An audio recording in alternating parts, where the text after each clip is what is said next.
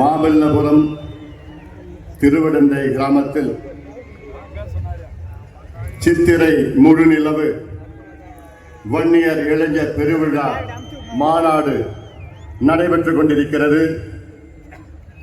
இந்த மாநாட்டிற்கு வருகை தந்து இறுதியாக எழுச்சி உரை ஆற்ற இருக்கின்ற உலகில் வாழ்கின்ற 2.5 கோடி வன்னியர்களுக்கு விடிவெள்ளி நம்முடைய சமூக நீதி காவலர், மக்கள் காவலர், மரியாதைக்குரிய மருத்துவர் ஐயா அவர்களே,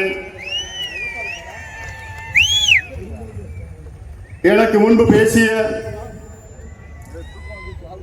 மாநில வன்னிய சங்கத்தின் தலைவர் பூத்தா அருள்மொழி அவர்களே, கட்சியின் கௌரவ தலைவர் திரு ஜி.கே. மணி அவர்களே, இந்த மாநாட்டு திடலை மிக சிறப்பாக வடிவம் அமைத்து கொடுத்த முன்னாள் மத்திய ரயில்வே துறை இணை அமைச்சர் ஏ.கே. மூர்த்தி அவர்களும், இந்த மாநாட்டில் நம்ம எல்லோரும் அன்போடு வரவேற்ற மாநில வன்னிய சங்கத்தின் செயலாளர், முன்னாள் சட்டமன்ற உறுப்பினர், இரவு பகலும் இங்கே தங்கி அழகுமிக்க இந்த திடலை நமக்கு கொடுத்த திருக்கச்சூர் ஆறுமுகம் அவர்களே, கார்த்திக் அவர்களே, வைத்திய அவர்களே, தங்க ஐயாசாமி அவர்களே, ஆந்திராவிலிருந்து இங்கே இந்த மாநாட்டிற்கு வருகை தந்திருக்கின்ற நம்முடைய சொந்தம் ஆந்திரா சுரங்கத்துறை அமைச்சர் மரியாதைக்குரிய மாண்புமிகு திரு கொல்லூர் ரவீந்திரா அவர்களே,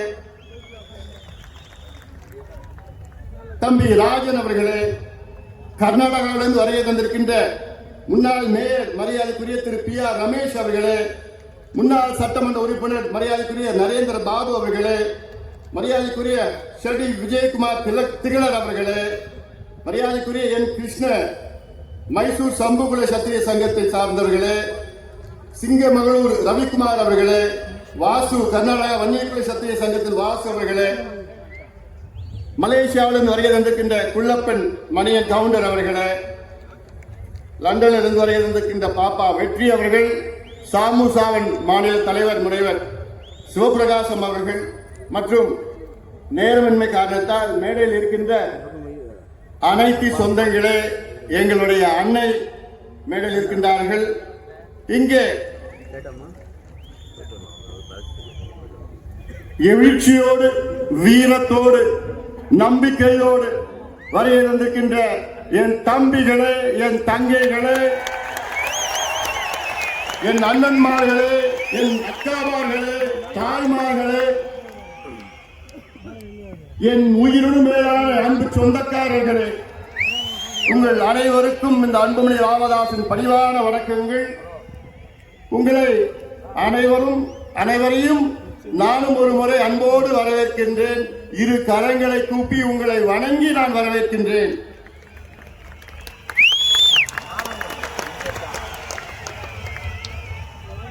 அந்த காலத்தில் சொல்லுவாங்க, அள்ளிக்கொடியை இழுத்தா பள்ளிக்கொடி வரும்னு சொல்லுவாங்க.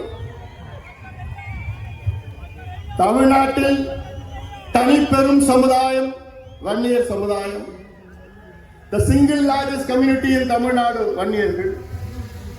அப்படிப்பட்ட நம் சொந்தங்கள் இன்று மாமல்லபுரத்தில் சித்திரை முழுநிலவு இங்கே அந்த நேரத்திலே இங்கே சந்திக்கின்றோம்.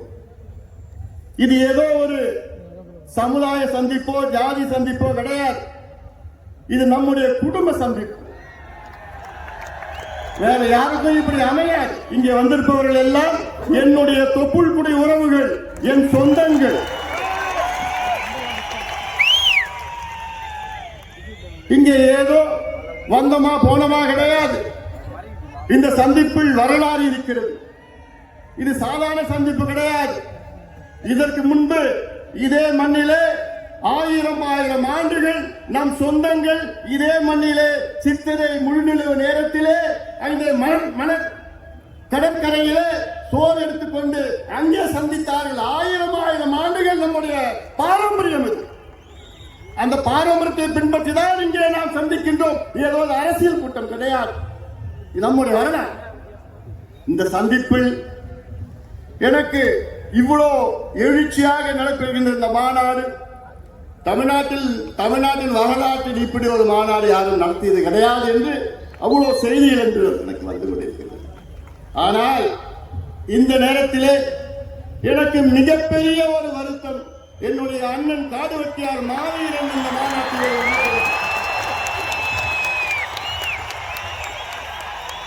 காரணம் 12 ஆண்டுகளுக்கு முன்பு இதே மண்ணிலே என்னுடைய அண்ணன் காடுவெட்டியார் அவர்கள் மிக பிரம்மாண்டமான மாநாட்டை நடத்தினார்கள்.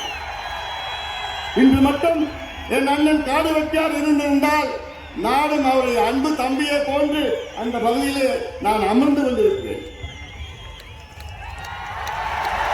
காடுவெட்டியார் மறையவில்லை, நம்முள் இருக்கின்றார்.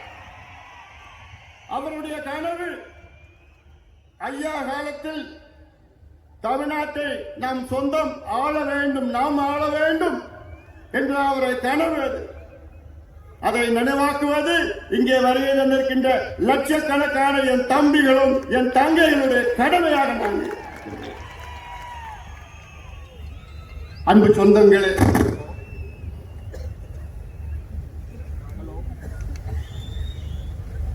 அந்த காலத்தில் நான் சொன்னது போன்று இந்த விழாவின் பேர் இந்திர விழா, வசந்த விழா. அப்படித்தான் இந்த விழா இங்கே நடைபெற்றுக் கொண்டிருக்கிறது. தமிழ்நாடு மட்டுமல்ல, கர்நாடகா, ஆந்திரா, ஏன் மலேசியா, சிங்கப்பூரிலிருந்து வரையிருக்கின்றார்கள் நம் சொந்தங்கள் எல்லாம். இன்று உலகத்தில் நம் சொந்தங்கள் 140 நாடுகளில் இருக்கின்றார்கள். நீங்கள் எல்லோரும் இந்த காட்சியெல்லாம் பார்த்திருப்பீர்கள். அதை பற்றி நான் அதிக பேச போவது கிடையாது. இனி நாம் என்ன செய்ய வேண்டும் என்று பேச இருக்கின்றேன். மாலையில் 4 மணியிலிருந்து நாம் பார்த்தோம், எத்தனையோ படங்களை பார்த்தோம், காட்சிகளை பார்த்தோம், நடனம் பார்த்தோம், ஒளிப்படங்களை பார்த்தோம்.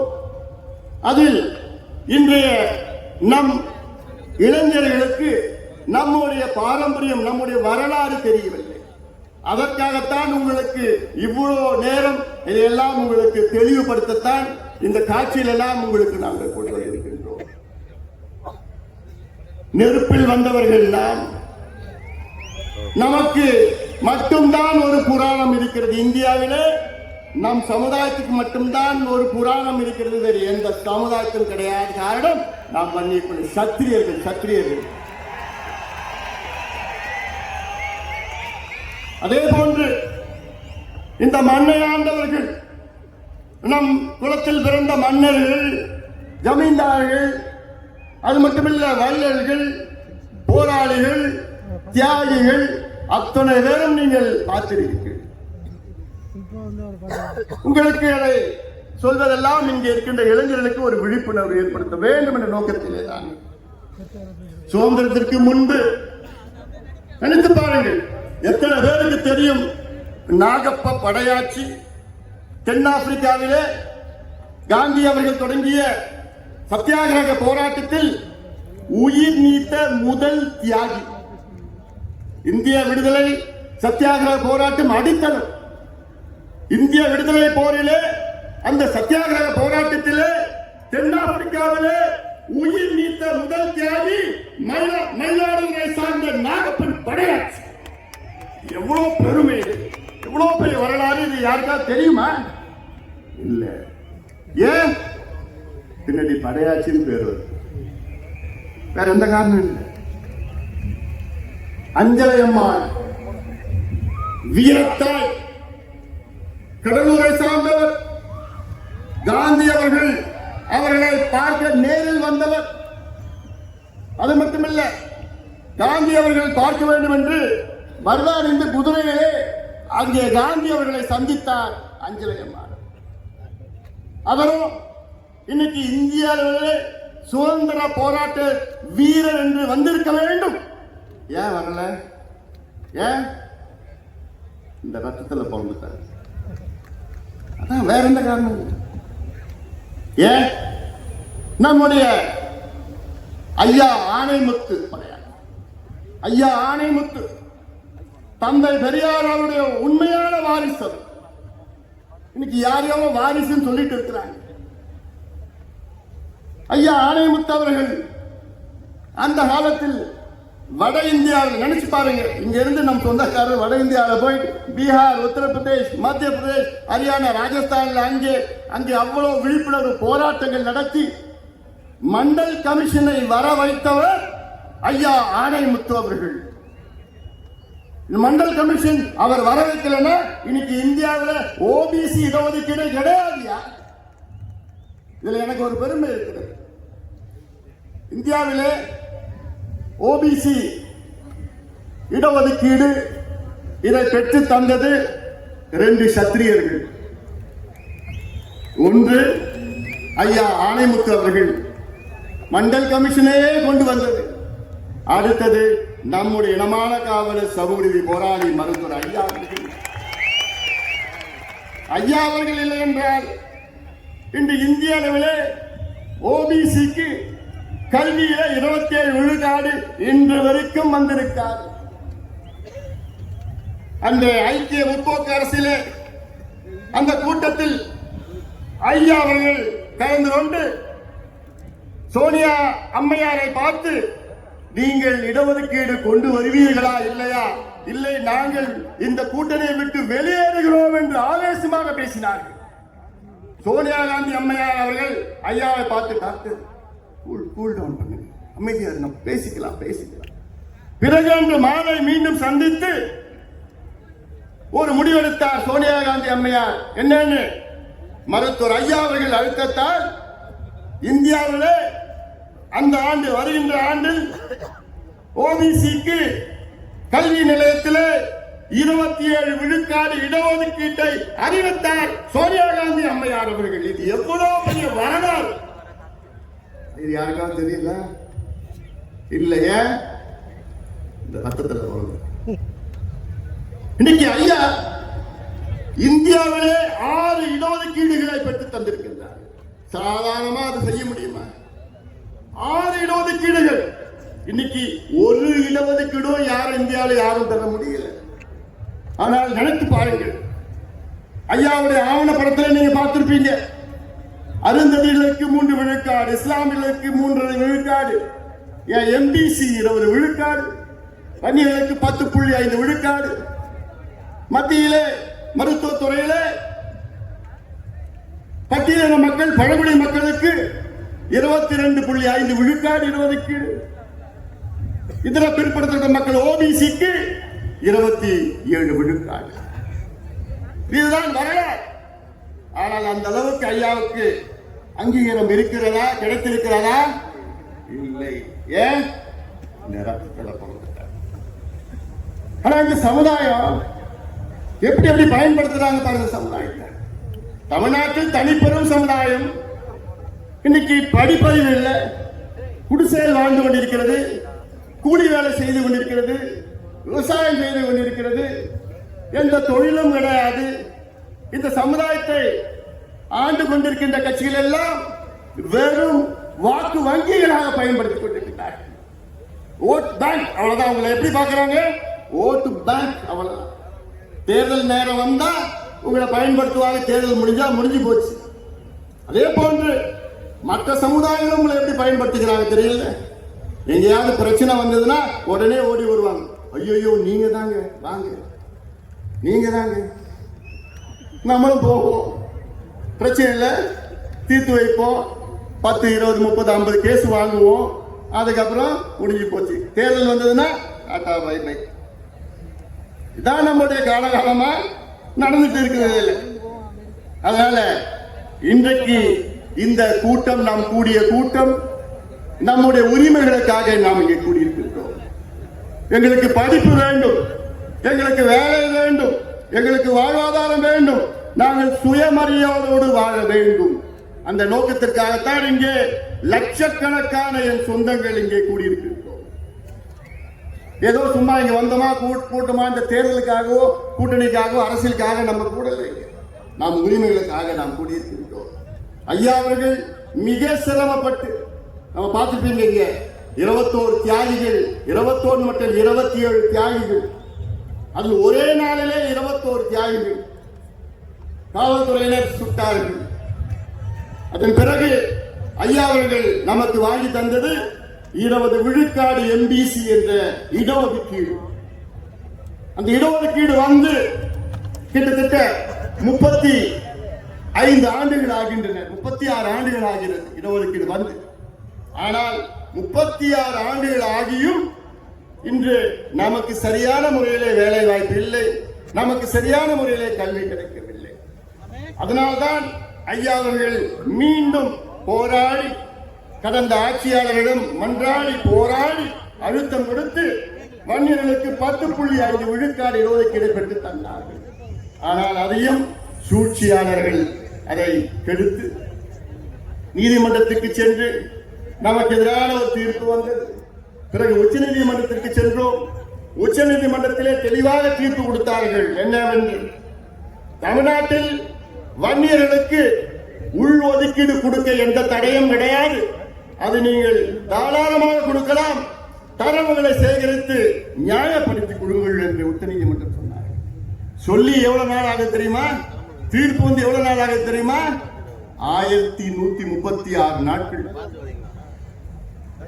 1136 நாட்கள் தீர்ப்பு வந்து, ஆனால் தமிழக அரசு கொடுப்பதற்கு மனம் இல்லை, முதலமைச்சருக்கு கொடுப்பதற்கு மனம் இல்லை.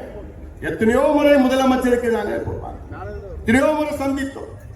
ஆனா முதலமைச்சர் அவர்கள் தொடக்க காலத்தில் நன்றாக எங்களை வரவேற்றார், நிச்சயமாக கொடுப்பேன் என்று நம்பிக்கை கொடுத்தார்கள்.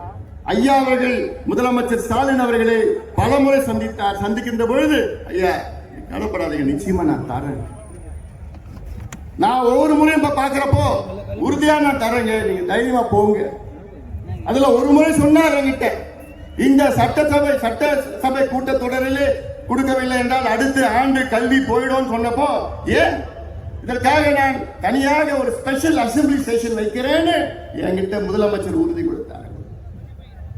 இப்படி இவ்வளவு காலமாக பார்த்தோம் கடிதம் எழுதினார் ஐயா, எல்லாம் பண்ணோம்.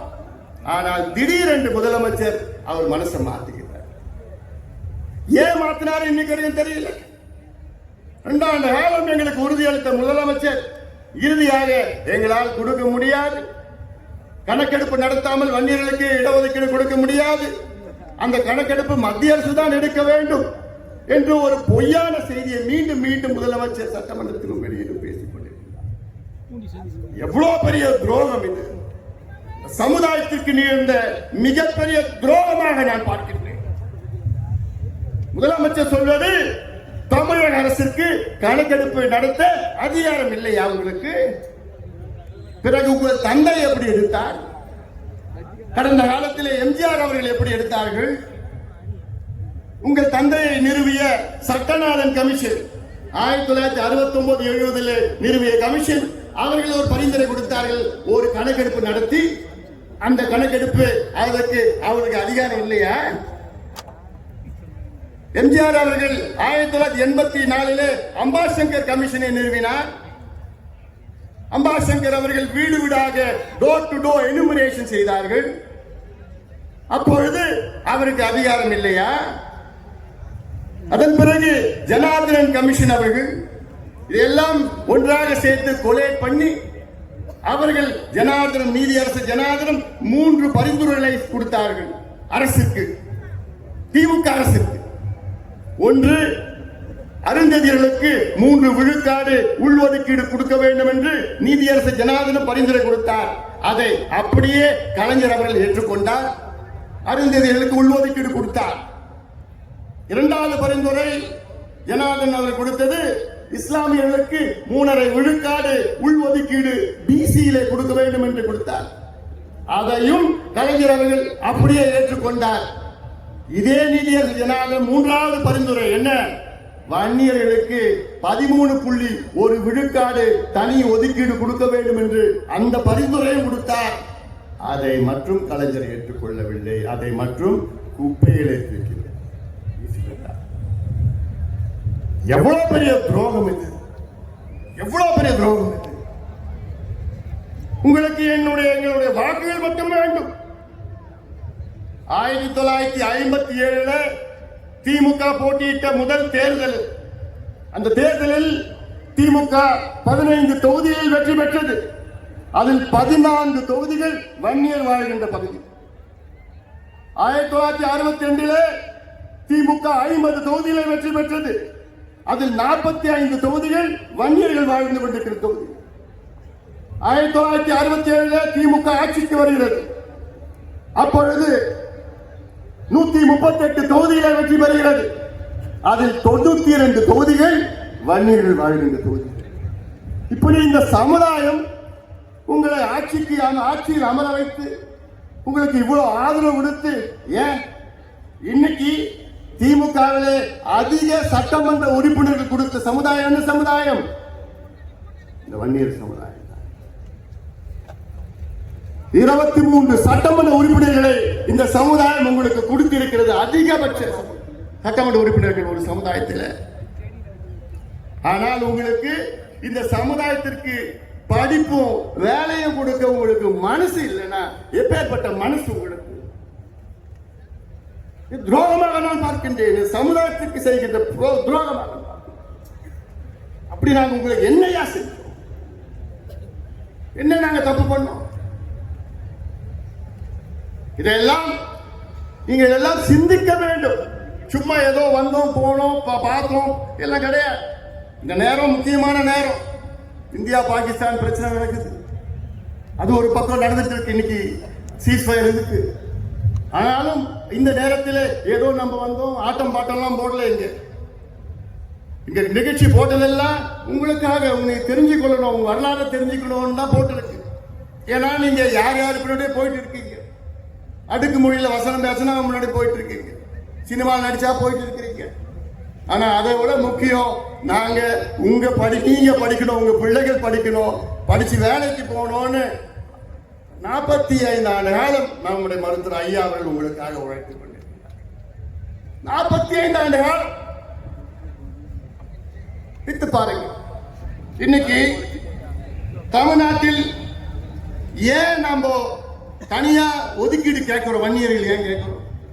ஏன் கேட்டோம்? முதல்ல தமிழக அரசு சொல்லுது இன்னைக்கு வன்னியர்கள் 20 விழுக்காடு எம்பிசியில 12% எடுத்துக்கிறாங்க, 13% எடுத்துக்கிறாங்க.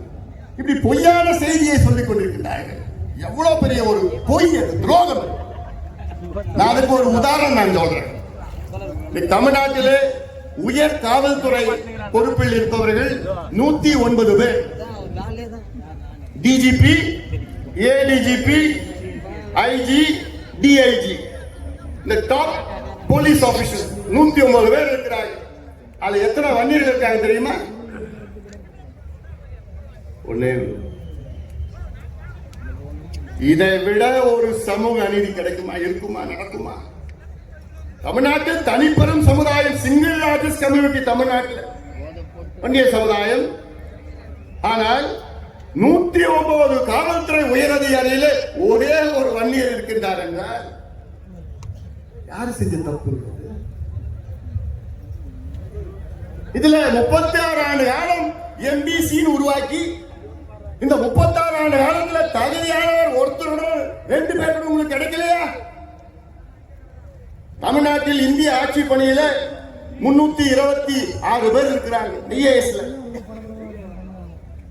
இவங்க அரசாங்கம் சொல்ற கணக்கு வன்னியர்களுக்கு 10% 12% கிடைக்கிறதுன்னா எவ்வளவு வந்திருக்கணும்?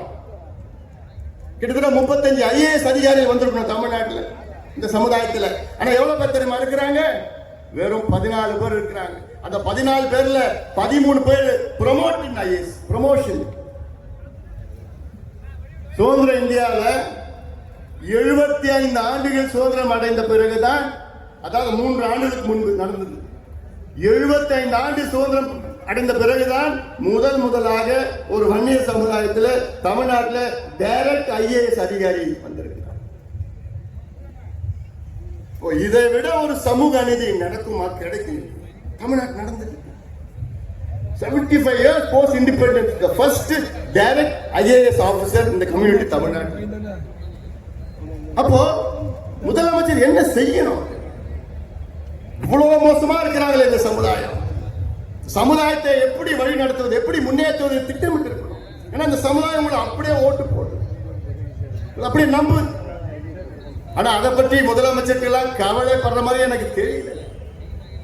நான் இந்த சமுதாயத்தை மட்டும் நான் சொல்லல, நான் தமிழ்நாட்டில் உள்ள இதே போன்று இருக்கின்ற அனைத்து பின்தங்கிய சமுதாயம், அடக்கப்பட்ட, ஒடுக்கப்பட்ட, வஞ்சிக்கப்பட்ட சமுதாயத்திற்காக இங்கே நாங்கள் கூடியிருக்கின்றோம். தீர்மானத்தை நீங்க பார்த்திருப்பீங்க. இங்கே நாங்கள் இந்த கூட்டத்தை நடத்துகின்ற நோக்கமே தமிழ்நாட்டில் உள்ள வன்னியர்கள் உள்ளிட்ட அனைத்து பின்தங்கிய சமுதாயங்களுக்கு நாங்கள் இடஒதுக்கீடு மட்டுமல்ல நல்ல முன்னேற்றங்களை கொடுக்க வேண்டும் என்ற நோக்கத்திலே இங்கே நாங்கள் கூடியிருக்கின்றோம். அதில் இன்னொரு தீர்மானம் பார்த்திருப்பீங்க, பட்டியலின மக்களுக்கு 2 விழுக்காடு கூடுதலாக இடஒதுக்கீடு என்று பார்த்திருப்பீங்க. இதெல்லாம் என்ன செய்யணும், அடித்தளம் என்ன செய்யணும்? இந்த சமுதாயத்தினுடைய இந்த மாநாட்டுடைய முக்கியமான கோரிக்கை தமிழ்நாட்டில் ஜாதிவாரி மக்கள் தொகை கணக்கெடுப்பு நடத்துகிறது. மத்திய அரசு அறிவித்திருக்கிறது. அதற்கு பிரதமர் நரேந்திர மோடி அவர்களுக்கு நன்றிகளை தெரிவிக்கின்றோம். காரணம், எங்களுடைய மருத்துவர் ஐயா அவர்களுடைய 45 ஆண்டு கால கோரிக்கை. 45 ஆண்டு காலமாக எத்தனையோ பிரதமர்களை ஐயா அவர்கள் நேரிலே சந்தித்தார்கள். ராஜீவ் காந்தி அவர்களை, பிறகு விபி சிங் அவர்களை, பிறகு வாஜ்பாய் அவர்களை, பிறகு மன்மோகன் சிங் அவர்களை, பிறகு நரேந்திர மோடி அவர்களை பல முறை சந்தித்து அழுத்தம் கொடுத்து இப்பொழுது மத்திய அரசு அறிவித்திருக்கிறது. இந்த வெற்றி நம் ஐயாவுக்கு கிடைத்த வெற்றி இது, நம் ஐயாவுக்கு கிடைத்த வெற்றி இது. ஆனாலும் மத்தியிலே எடுக்க முடிவு செய்து விட்டார்கள். ஆனால் நம்ம ஆளு எடுக்க மாட்டார். நம்ம ஆளு எப்ப எடுக்க போறாரு? எடுப்பாரா? என்னப்பா நான் மட்டும் பேசிட்டு இருக்கேனா? தமிழ்நாட்டில் எடுப்பாரா முதலமைச்சர்? தெளிவா இருக்கிறீங்களா? எடுக்க போறது கிடையாது. ஆனா நம்ம எடுக்க வைப்போம். வைக்க முடியுமா? முடியுமா? சரி, நான் கேட்கிறேன், எவ்வளவு காலமா எங்களை கெஞ்ச வைப்பீங்க நீங்க? 45 வருஷமா ஐயா அவர்கள், நான் சொன்னேன்ல, எத்தனையோ முதலமைச்சரை பார்க்கிறாரு, எத்தனையோ பிரதமரை பார்க்கிறாரு. எதுக்கு பார்க்கிறாரு? இந்த பிள்ளைங்களுக்கு படிப்பு கொடு, இந்த பிள்ளைங்களுக்கு வேலை கொடு, எங்களை சுயமரியாதை வாழ விடு. எவ்வளவு காலமையா கெஞ்ச வைப்பீங்க எங்களை? சரி, எனக்கு ஒரு ஆசை இருக்கு. என்ன ஆசை? நம்ம இவ்வளவு காலமா மனு கொடுத்துட்டு வரோம். இனி நம்ம மனு வாங்குகின்ற சமுதாயமாக மாற வேண்டும். முடியுமா? முடியுமா? நீங்க நினைச்சா நடக்கும். இன்னைக்கு தமிழ்நாட்டு முதலமைச்சர் எல்லா அதிகாரமும் அவரிடம் இருக்கிறது. எல்லா அதிகாரிகள் இருக்கின்றார்கள், நிதி இருக்கிறது, எல்லாம் இருக்கு. ஆனா மனசு மட்டும் இல்ல அவருக்கு. ஒரு கணக்கெடுப்பு நடத்தினா தமிழ்நாட்டில் எவ்வளவு பிரச்சனை தீரும். உங்ககிட்ட நாங்க ஹைடெக் சிட்டி கேட்கல. இவங்க நினைச்சிட்டு இருக்காங்க ஒரு தமிழ்நாட்டுடைய வளர்ச்சி என்றால் எல்லாம் மாலும் கட்டிட்டு, டைடல் பார்க் கட்டிட்டு, hi-tech city, intellectual city, road பெருசா போட்டுட்டு, ஏர்போர்ட் பெருசா கட்டிட்டு, அதெல்லாம் நினைச்சிட்டு இருக்காங்க. இதுதான் வளர்ச்சின்னு நினைச்சிட்டு இருக்காங்க. அது என்னை பொறுத்தவரைக்கும் வளர்ச்சியா நான் பார்க்கிறேன். வளர்ச்சினா அதை சுத்தி வாழ்கின்ற மக்கள் முன்னேறி இருக்க வேண்டும், முன்னேற வேண்டும், படிக்க வேண்டும், வேலைக்கு போகணும். பெரிய பெரிய இன்ஃப்ராஸ்ட்ரக்சர் பில்டிங்லாம் அது வளர்ச்சி கிடையாது. ஆனால் இதைத்தான் முதலமைச்சர் அவர்கள் அதை நினைத்துக் கொண்டிருக்கிறார். இன்னைக்கு ஏன் தமிழக அரசு சாதிவாரி கணக்கெடுப்பு நடத்தணும்? முதன்மை காரணம், தமிழ்நாட்டில் 69 விழுக்காடு இடஒதுக்கீட்டை பாதுகாக்க வேண்டும். இன்னைக்கு இந்த இடஒதுக்கீடு உச்ச நீதிமன்றத்திலே வழக்கு இருக்கிறது. இந்த 69 விழுக்காடு இடஒதுக்கீடை தடை செய்ய வேண்டும் என்று. இந்த இடஒதுக்கீடு பெறுவதற்கு ஐயா உள்ளிட்ட நீங்கள் எல்லோரும் எத்தனை போராட்டங்கள் செய்தீர்கள். அது மட்டுமில்லை, முன்னாள் முதலமைச்சர் ஜெயலலிதா அம்மையார் அவர்கள் 69 விழுக்காடு இடஒதுக்கீட்டை 9வது அட்டவணையிலே, அரசியல் சாசன 9வது அட்டவணையிலே நிகர் சிரமத்திற்கு பிறகு நம்ம இடஒதுக்கீடை பாதுகாப்பு அளித்தார்.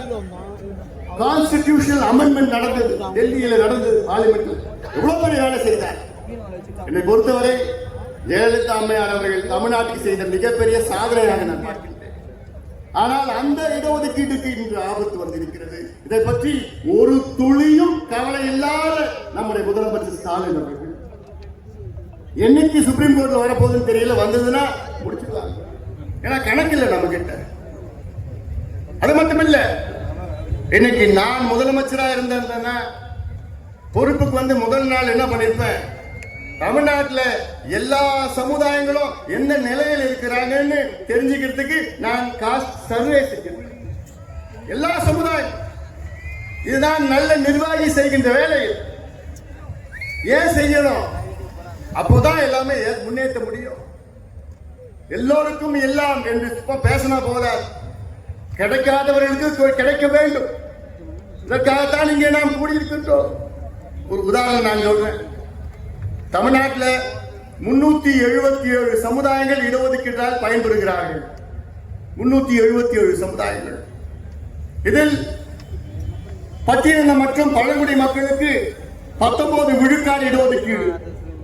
இதில் கிட்டத்தட்ட 114 சமுதாயங்கள் பயன்பெறுகிறார்கள். பட்டியலினம் பாத்தீங்கன்னா எஸ்சி ஷெட்யூல் காஸ்ட் பாத்தீங்கன்னா 3 பெரிய பிரிவுகள், ஆனால் உட்பிரிவுகள் 76 பேர் இருக்கிறார்கள். அதே போன்ற பழங்குடி இனத்தை சார்ந்தவர்கள் 1 விழுக்காடு தான் இடஒதுக்கீடு, ஆனால் அவர்கள் 34 பிரிவுகள் இருக்கிறார்கள். அப்படி இந்த 34 பிரிவுல வெறும் 4 பிரிவு தான் எல்லா இடத்தையும் எடுத்துட்டு போகுது. மீதி 30 பிரிவு கிடைக்கல. இது எப்படி நீங்க தெரிஞ்சுப்பீங்க? யாருக்கு கிடைச்சது யாருக்கு கிடைக்கல எப்படி தெரிஞ்சுப்பீங்க? கணக்கெடுப்பு நடத்துறோம், சர்வே நடத்துறோம். கேட்டா முதலமைச்சர் கேட்டா எனக்கு அதிகாரம் இல்லைங்க. தெலுங்கானாவுக்கு அதிகாரம் இருக்கு. ஆந்திரா நம்ம அமைச்சர் வந்திருக்கிறாரு, இங்க ஆந்திராவில் கணக்கெடுப்பு நடத்திட்டு இருக்கிறாங்க, அவங்களுக்குலாம் அதிகாரம் இருக்கு. கர்நாடகாவில் நடத்தி முடிச்சுட்டாங்க, ஒரிசாவில் நடத்திட்டு இருக்கிறாங்க, பீகார்ல நடத்தி முடிச்சுட்டாங்க. அவங்களுக்கு எல்லாம் அதிகாரம் இருக்கு. நம்ம முதலமைச்சருக்கு மட்டும் அதிகாரம் இல்லையா? சட்டமன்றத்துக்குள்ளேயோ வெளியிலேயோ ஒரு பொய்யை சொல்லிக் கொண்டிருக்கின்ற முதலமைச்சர். உங்களுக்கு என்ன தயக்கம்? இந்த கணக்கெடுப்பு நடத்தினா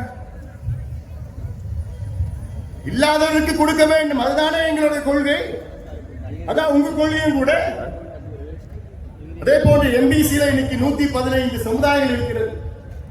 இந்த 115 சமுதாயத்தில் எந்த சமுதாயத்துக்கு கிடைக்கலன்னு எப்படி தெரியும் உங்களுக்கு? எந்த சமுதாயம் எல்லா இடத்தையும் எடுத்துட்டு போறாங்கன்னு எப்படி தெரியும் உங்களுக்கு? எத்தனையோ சமுதாயத்திற்கு எம்பிசியில ஒரு இடம் கூட கிடைக்கல. அது ஒரு கணக்கு. மற்றொரு கணக்கு இருக்கிறது. எம்பிசியில 115 சமுதாயங்கள் இருக்கிறது.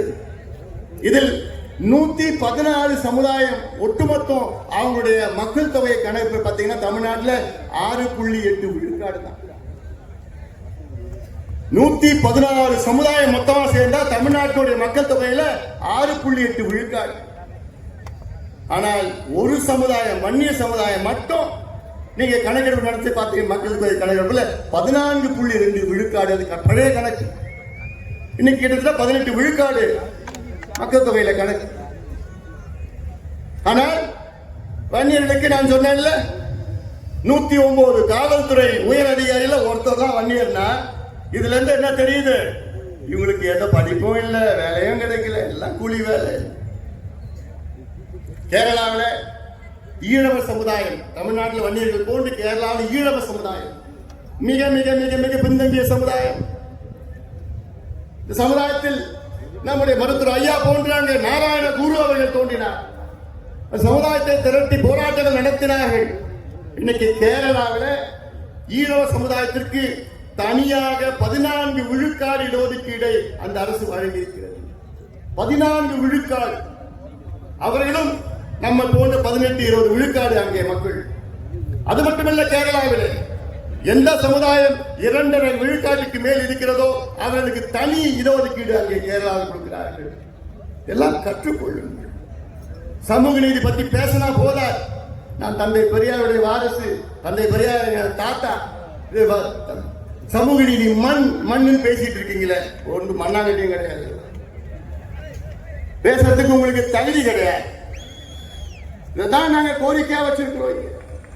கணக்கெடுப்பு நடத்துங்க, இல்லாதவருக்கு கொடுங்க.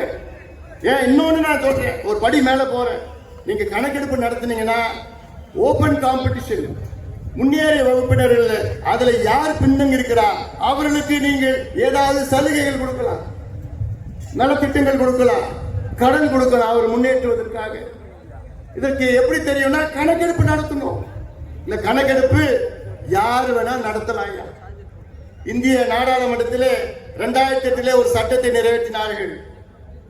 இந்திய மக்கள் தொகை புள்ளியல் விவரம் புள்ளியல் சேகரிப்பு சட்டம், இந்தியன் ஸ்டாட்டிஸ்டிக்கல் ஆக்ட் 2008. இந்த சட்டத்தின்படி இந்தியாவிலே மத்திய அரசு கணக்கெடுப்பு நடத்தலாம், மாநில அரசு கணக்கெடுப்பு நடத்தலாம், உள்ளாட்சி பிரதிநிதிகள் கணக்கெடுப்பு நடத்தலாம், பஞ்சாயத்து தலைவர் கூட கணக்கெடுப்பு. ஒரு பஞ்சாயத்து தலைவர் இந்த சட்டத்தின் கீழ் அவர் பஞ்சாயத்தில் எத்தனை வீடு இருக்கு, அந்த வீட்டில் என்ன வீடு, கூரை வீடா கல்லு வீடா, அந்த வீட்டில் எத்தனை பேர் இருக்கின்றார்கள், அவர்கள் எந்த சமுதாயத்தை சார்ந்தவர்கள், எந்த மதத்தை சார்ந்தவர்கள், எந்த மொழி எந்த இனத்தை சார்ந்தவர்கள், அவங்க படிச்சிருக்கிறாங்களா, பட்டதாரி இருக்கிறாங்களா, அவங்க வீட்டில் கழிப்பறை இருக்கிறதா, மின்சாரம் இருக்கிறதா, சைக்கிள் இருக்குதா, பைக் இருக்குதா, நிலம் இருக்குதா, இந்த எல்லா கணக்கெடுப்பு ஒரு பஞ்சாயத்து தலைவர் எடுக்கலாம். ஆனா நம்ம முதலமைச்சர் எங்களுக்கு அதிகாரம் இல்லைங்கோ, எங்களுக்கு அதிகாரம் இல்லைங்கோ இப்படி என்று போய் சொல்கின்ற ஒரு முதலமைச்சர் பார்க்கிறீங்களா? எதுக்குங்க பயம் உங்களுக்கு? ஆனா ஒண்ணு நான் சொல்றேன், ஆனா கலைஞர் இன்னைக்கு இருந்திருந்தா நான் ஒரே கையெழுத்தெல்லாம் யோசிக்க மாட்டேன். கணக்கெடுப்பு நடத்தி எல்லாருக்கும் என்ன நாங்க கேட்கறது எங்களுக்காக நாங்க கேட்கல, கிடைக்காதவங்களுக்கு நான் கேட்கிறேன். ஏன்னா இந்த சமுதாயம் அப்படிப்பட்ட சமுதாயம், உங்களுக்கு எல்லாம் சோறு போற சமுதாயம். நான் உங்களுக்குன்னு சொன்ன இந்த நேரலை மூலமாக பார்த்து கொண்டிருக்கின்ற மக்கள், கோடிக்கணக்கான மக்கள் நான் சொல்றேன், நீங்க இந்த மக்கள் மட்டும் இல்லைன்னா தமிழ்நாட்டு மக்கள் சோறு சாப்பிட முடியாது. இந்த மக்கள் மட்டும் இல்லைன்னா, இங்க இருக்கின்ற மக்கள் மட்டும் இங்க இல்லைன்னா வீட்டுல நீங்க நிம்மதியா வாழ முடியாது. ஏன்னா உங்க வீடு கட்டி கொடுக்கிறது இந்த சமுதாயம் தான். உங்களுக்கு சேத்துல நின்று உங்களுக்கு சோறு போடுறது இந்த சமுதாயம் தான். நீங்க கார்ல ஹாயா ரோட்ல போறீங்க இல்ல, அந்த ரோடு போடுறது இந்த சமுதாயம் தான். உங்களை மானத்தை காப்பாத்துறது, நீங்க போடுற ட்ரெஸ் போடுறீங்க இல்ல, அந்த பருத்தியை விளைய வைக்கிறது இந்த சமுதாயம் தான். பேர்பட்ட ஒரு பெரிய சமுதாயம் இன்னைக்கு கூலி வேலையில கஞ்சோ கூட குடித்துக் கொண்டு, குடிசையில் வாழ்ந்து கொண்டு, படிப்பறிவு இல்லாமல் மதுவுக்கு அடிமையாக இருக்கின்ற சமுதாயம். நீ வேலை கொடுத்தனா இந்த பிள்ளை ஏன் மது கடைக்கு போறான், நீ வேலை கொடுத்தனா ஏன் இந்த போதை பழக்கத்துக்கு அடிமையாக போறான்.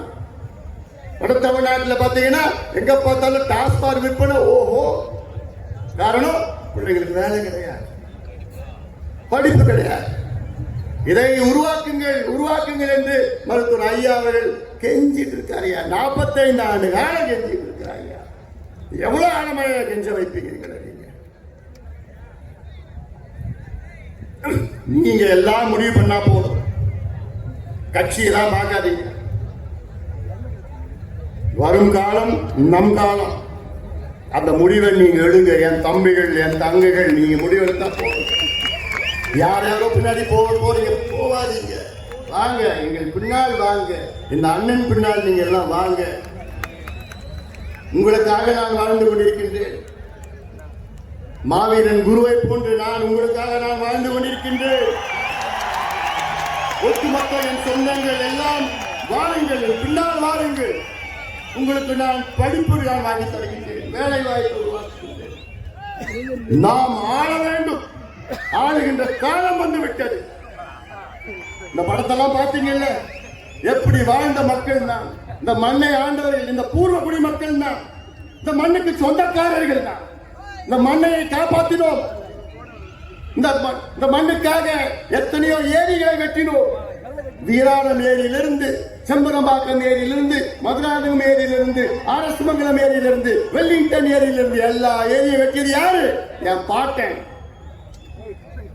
என் பாட்டன் பூட்டு இந்த மண்ணை பாதுகாத்து, காடை வளர்த்து, மரங்களை நட்டு, இந்த மண்ணை செழுமையாக ஆக்கிய என் பாட்டன் பூட்டன் பூரக்குடி மக்கள்னா இந்த மண்ணுக்கு சொந்தக்காரர்கள். ஆனால் இவங்க வந்தாங்க, கோமணத்தை புடுங்கினாங்க, நிலத்தை புடுங்கினாங்க, விவசாயத்தை அழிச்சாங்க, எல்லாத்தையும் நம்மளை நாசமாக்கி கூலியாக ஆக்கி மதுரை கொடுத்து நம்ம குடியார இதான் இவர்கள் செய்தது. ஆனால் தான் நாங்கள் சொல்றோம், இனி ஒரு மாற்றம், ஆட்சி மாற்றம் வேண்டும், நாம் ஆள வேண்டும் என்ற என் தம்பிகள் தங்கைகள் உங்கள் மனதிலே ஒவ்வொரு நாளும் நீங்கள் உங்கள் மனதிலே அதை ஒழிக்க வேண்டும். ஆம், இனி நம்முடைய காலம் நாம் ஆள வேண்டும் என்ற அந்த எழுச்சி உங்கள் மனதிலே. இன்னொன்று, இப்போது இந்த தீர்மானம் ஒன்று படிக்கும். அதில் தனியார் துறையிலே இடஒதுக்கீடு வேண்டும் என்று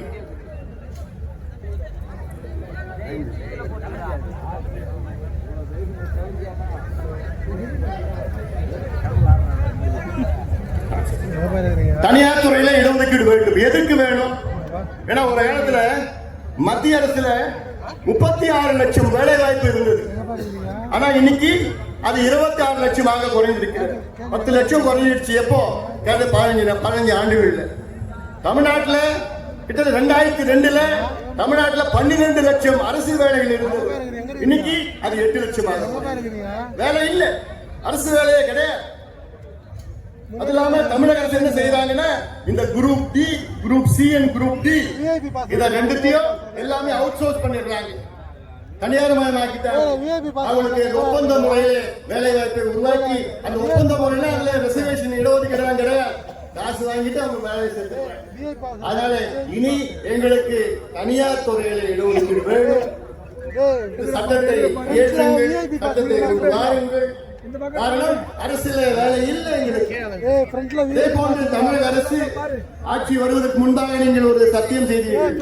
நாங்கள் ஆட்சிக்கு வந்தவுடன் தனியார் துறையிலே தமிழ்நாட்டில் உள்ள தமிழர்களுக்கு 75 விழுக்காடு அங்கே வேலை வாய்ப்பிலே ஒதுக்குவோம் என்று சொன்னீர்கள். இன்னைக்கு வரைக்கும் அடுத்தது நாங்கள் சொல்வது, உதாரணம், ஏதாவது ஒரு அரசு திட்டம் நீங்கள் செயல்படுத்துகிறீர்கள் என்றால் அந்த அரசு திட்டத்திலே நம்முடைய மக்களுடைய நிலங்களை பிடுங்கி அவர்களை அச்சுறுத்தி குண்டர் சட்டத்திலே போட்டு அவர்களை சிறையில் அடைத்து அவருடைய இடங்களை பிடுங்கிக் கொண்டிருக்கின்ற அரசு, தமிழக அரசு. இனி அதை நடக்க விட மாட்டோம். அதாவது நான் ஆட்சியில இருந்தோம்னா, நம்ம ஆட்சியில இருந்தா நான் முதலமைச்சராக இருந்தா என்ன பண்ண தெரியுமா? ஒரு உதாரணம், என்னுடைய ஆசை சென்னையிலும் கன்னியாகுமரிக்கும் ஒரு 10 வழி சாலை போடணும். சென்னைக்கும் கன்னியாகுமரிக்கும் 10 வழி சாலை, கிரீன்ஃபீல்டு.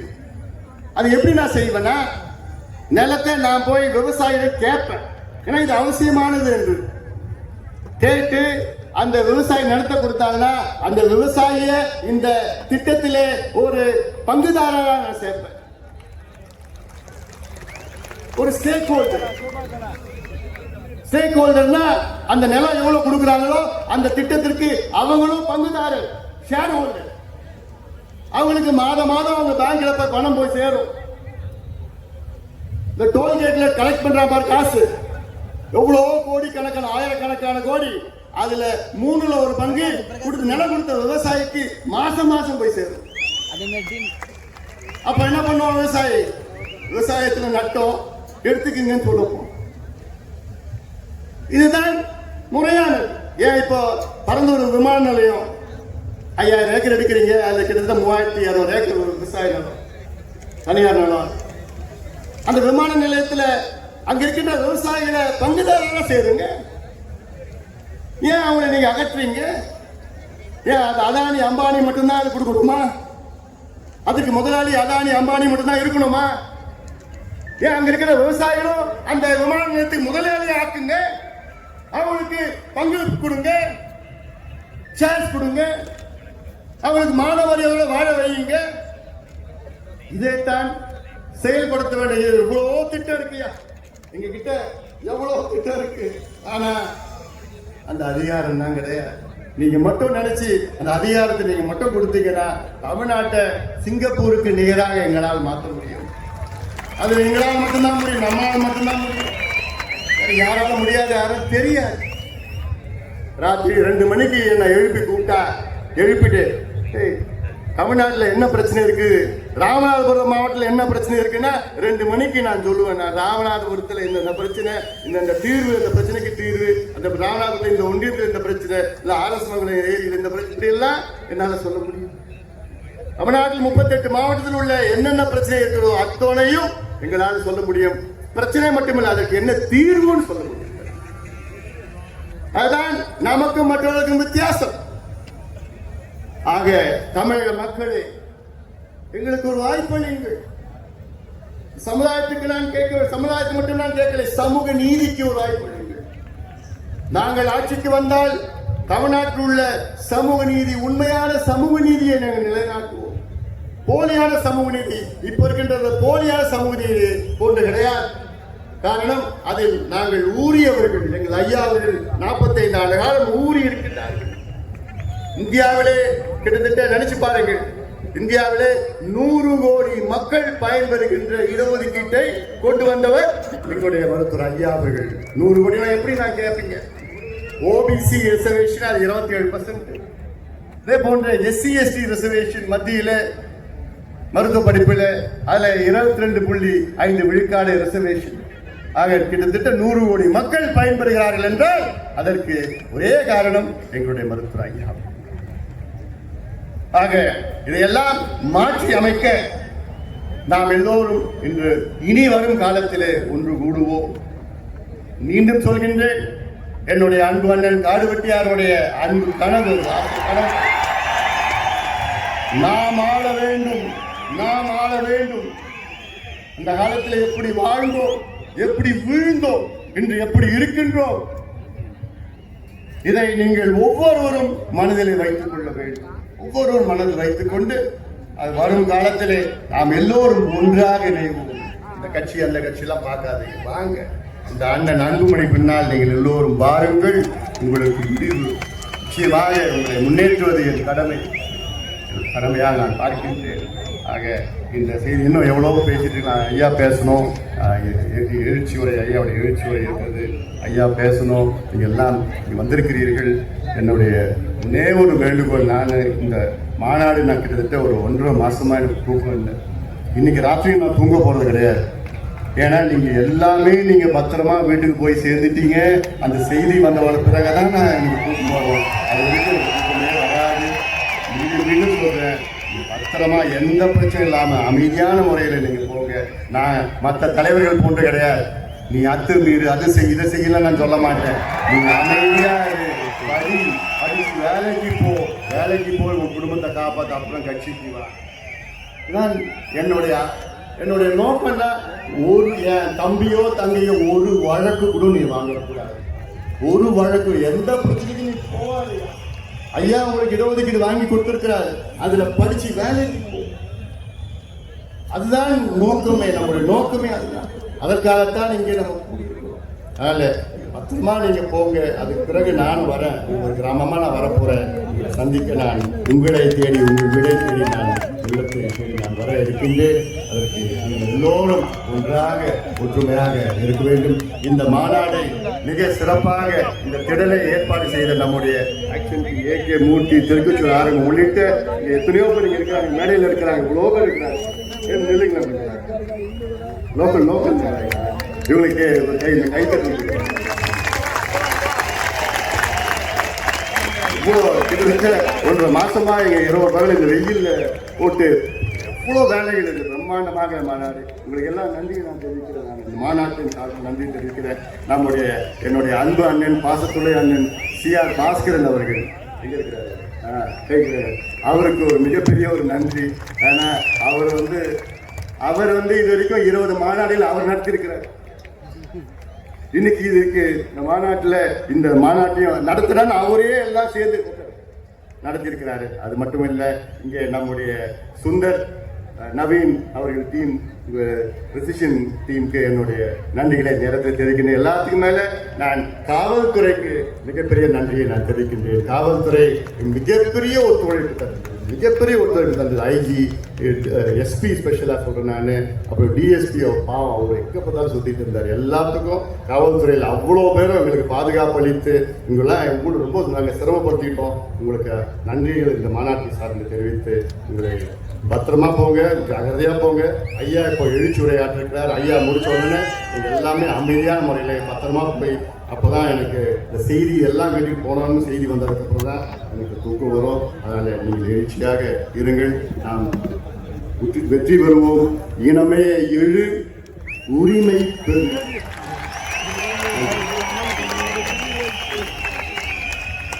அடுத்தபடியாக இந்த